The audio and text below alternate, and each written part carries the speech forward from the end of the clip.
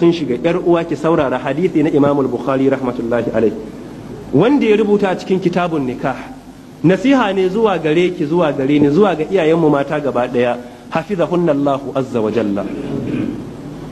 Annabin Allah tsira da amincin Allah sabata gare shi ya kira jinsin mata tara da Allah ya tsine musu albarka. Duk tausayin annabin Allah da ya fi kowa tausayi a duniya. لقد جاءكم رسول من أنفسكم عزيز عليكم ما أنتم حريص عليكم بالمؤمنين رؤوف رحيم وما ذلك يسيني مسو البركة.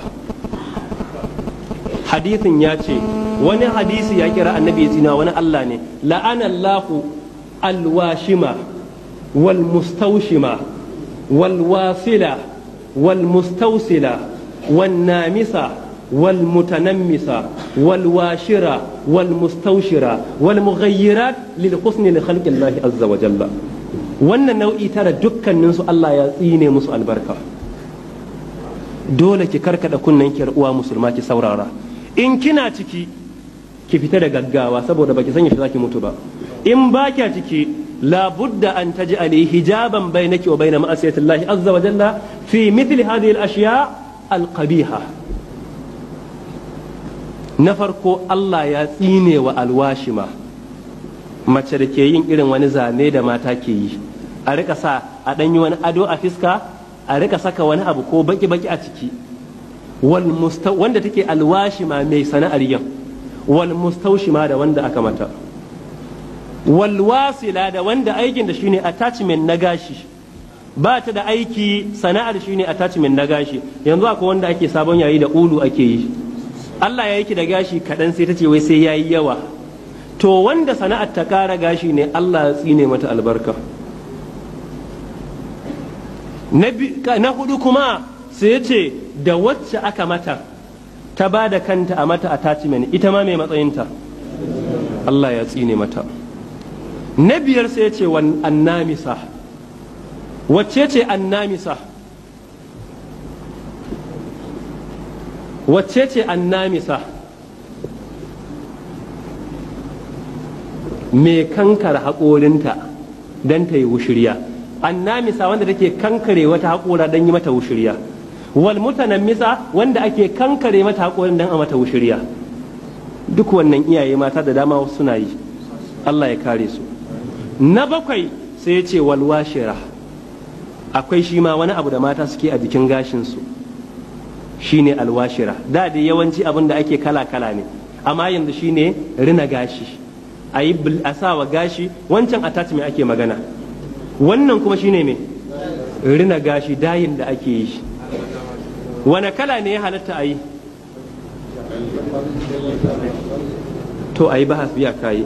Lalle ya halatta. Ɗauki littafi ko da Riyadu Salihin min kalami sayyidil mursalin na Sheikh Abu Zakariya ya haibu na Sharaf Annawi rahmatullahi alaihi. Abin da aka fi sine wa kai tsaye shine kala baki. To wanda aikinta take wata da wanda ake mata ta takwas ita ma Allah ya tsine mata.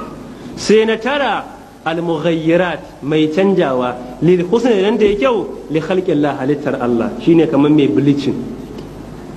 Wala udillannahum wala umanniyannahum wala amurannahum fala yubattikunna adhanal an'ami wala amurannahum fala yughayyirunna khalqallah. Masu canja halittar Allah Allah ya tsine musu albarka. Iyaye mata a duk duniya ba ne jin tausayin mu da ko irin fiyayyen halitta Muhammad bin Abdullah sallallahu alaihi wa sallam. Duk duniya ba mai jin tausayin mu irinsa. Wa ma'a zalika yace Allah ya tsine muku ko kuma shi ya tsine wa masu aikin. Wa zai kwace ku idan mai tausayin ku a duniya yayi wannan magana? Annabin Allah fa yana bayyana yadda Allah ke jin tausayin mu.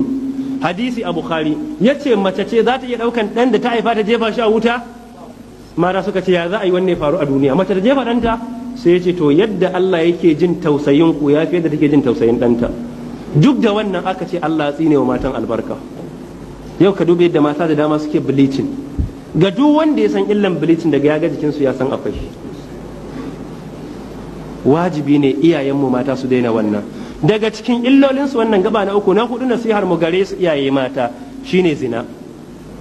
Zina wannan ya fi faruwa da 'yan mata, bleaching ma fi faruwa gare su, attachment ya fi faruwa gare su, tabarruji duk ya fi faruwa ga 'yan matan, amma wasu daga cikin matan aure ma suna yi. kula ga wannan gaba na hudu zina. Wani zai ce ai ba kowace ke zina ba, menene matsayin mace da sanya turare a jikinta ana jin kanshin tana yawo cikin maza? Hadisi na Imam Abu Dawud rahmatullahi alaihi wanda Sheikh Ahmad Shakir rahmatullahi alaihi ce hadisi ne hasan.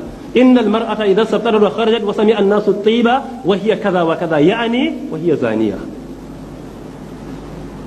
Wannan me matsayin sanya turare a fita? Iyaye mata, matsayin ki na mai aure me kike bukata ki?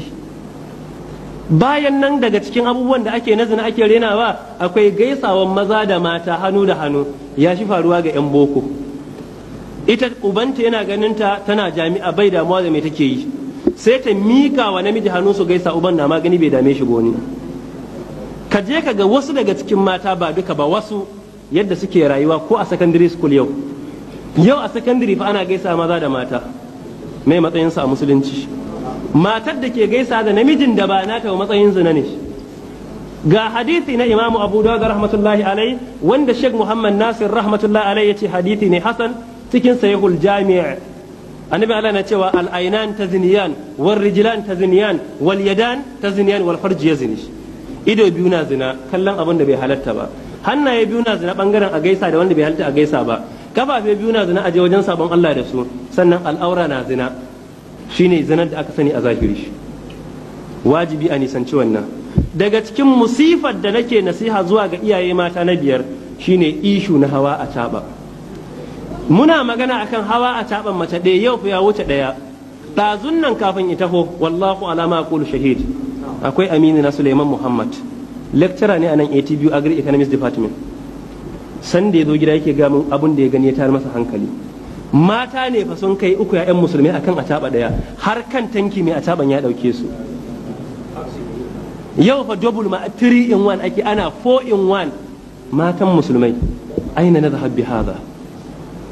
يا أختي ماذا تقولين أمام الله عز وجل يوم القيامة إذا سئلت عن ذلك؟